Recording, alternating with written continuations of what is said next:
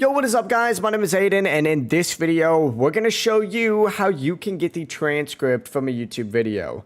If you find this video helpful, please consider subscribing and giving the video a like. It really does support the channel. But first, what exactly is a transcript? Now, basically, a transcript is a full text of everything that is said in a video displayed in a written form. It's actually super useful if you want to follow along, copy the text, or even reference certain parts later in the video. To get started, go ahead and open up YouTube, and you can do this on mobile as well. The steps are just a little bit different. And find whatever video you are trying to get the transcript from. I'm going to actually do this one right here, just because this guy used to make goated Fortnite content, and it's a good version of an example. Now, you're probably not going to see all this stuff on your screen. Don't worry, that's not important. This is just some YouTube stuff. But essentially, what you're going to want to do is actually scroll down underneath the video player right here and find that description and hit the More tab to open up the full screen version of this description. And you're looking for the Show Transcript button right here, right underneath the transcript settings. Once you click on this right here,